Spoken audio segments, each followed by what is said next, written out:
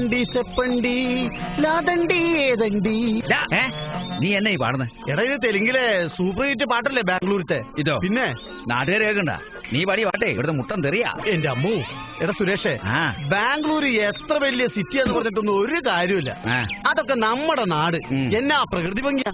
പാലങ്ങൾ, തോടുകൾ, പുഴകള്, വയലുകള്, കുളങ്ങള്. കുളങ്ങള്. ശരിക്കും ദൈവത്തിന്റെ നാടെന്ന് പറഞ്ഞാ നമ്മുടെ കേരളം തന്നെയാ. അതൊക്കെ പണ്ട്. ഇപ്പൊ ബംഗാളുകാരുടെ നാടാ. ബംഗാളികളുടെ?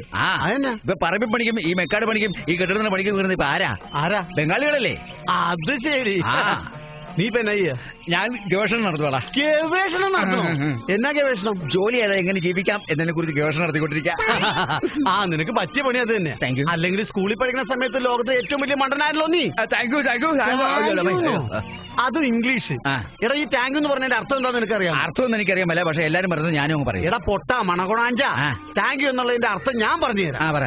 ടാങ്ക് എന്ന് പറഞ്ഞാൽ എന്താണ്? ടാങ്ക് എന്ന് പറഞ്ഞാൽ വെള്ളം നിറയ്ക്കുന്നത്. അത് ടാങ്ക്. ഇത് ടാങ്ക് എന്ന് പറഞ്ഞാൽ നന്ദി. യു എന്ന് പറഞ്ഞാൽ നീ. അപ്പൊ ടാങ്ക് എന്ന് പറഞ്ഞാലോ നന്ദി. സുലോചന, നിന്നെ ഇംഗ്ലീഷ് പഠിപ്പിച്ചിട്ട് ഒരു കാര്യമില്ല. നിന്നെ ഇംഗ്ലീഷ് പഠിപ്പിച്ചാൽ ഞാൻ പഠിച്ച ഇംഗ്ലീഷ് വരെ മറന്നു. ഹിന്ദി അറിയാമോ? ഹിന്ദി നഹിമാലു. എനിക്കൊന്നും അറിയാം.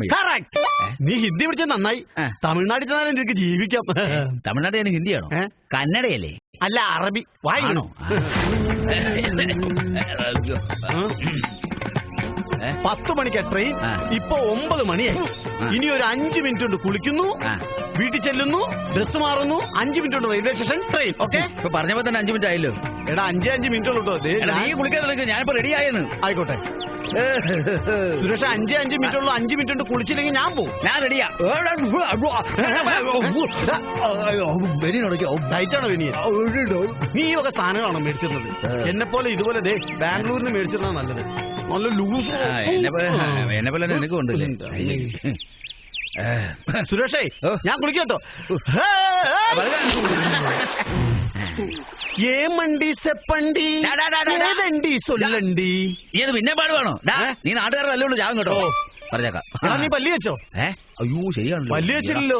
ഇല്ലെന്നേ. നീ എങ്ങനെ മുടിയൊക്കെ വെട്ടി ഒന്ന് പല്ലും തേച്ച് വെള്ളം കണ്ടിട്ടില്ലേ കാണിക്കുന്ന കടയും കണ്ടിട്ട്? പണ്ടത്തെ പോലെയല്ല, ഇപ്പൊ കുളത്തിന് നിറച്ച് മീനല്ലടാ സുരേഷേ. എടാ ജോണേ, ഈ കടലിൽ ട്രോളിംഗ് പ്രഖ്യാപിച്ചുകൊണ്ടേ മീനല്ലേ ഇപ്പൊ കുളത്തിലേക്കല്ലേ പോന്നേക്കുന്നേ. അമ്മേ, പിന്നെ വെള്ളം കണ്ടിട്ടില്ലേ? നല്ല ആഴമുണ്ടേ, കുടിച്ചിങ്ങനെ കേട്ടോടാ. സോപ്പ് വന്നേ, സോപ്പ് വന്നേ. നീ എങ്ങനെയാടാ നീന്തല് പഠിച്ചതേ? ഞാൻ തപാല് വഴി. തപാല് വഴി? എഴുത്തിലൂടെ ഇങ്ങനെ എഴുതി ഇറക്കി, ഇങ്ങനെ നീന്ത്, കാലിട്ടടിക്ക്, കൈയിട്ടടിക്കുന്നൊക്കെ. ആണോ? ഞാൻ കുളത്തിലാണോ ഈ പഠിച്ചത്? ഇത് പിടിച്ചേ.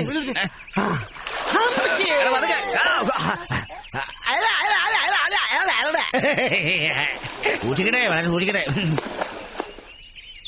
അന്ന് നിന്റെ കവികൾ ഇത്ര തൊടുത്തിട്ടില്ല, അന്ന് നിന്റെ തുണി ഇത്ര വെളുത്തിട്ടില്ല, കുത്തിപ്പിഴിയാൻ അറിയില്ല, സോപ്പിടാനും അറിയില്ല, ഇട്ടുപൊട്ട് തീരിയാത്ത പാവാടക്കാരൻ.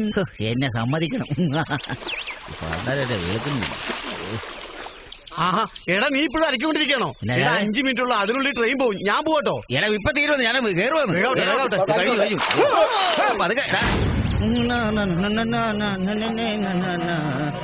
നീ ഇപ്പോഴും അരക്കൊണ്ടിരിക്കണോ? എടാ പോകലേ. എടാ 10 മണിക്ക് ട്രെയിൻ പോകുന്നു.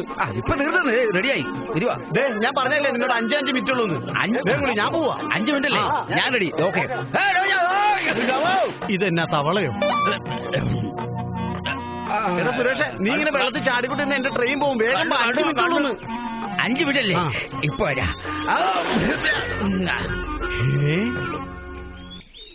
എന്താ ഈ വന്നത്?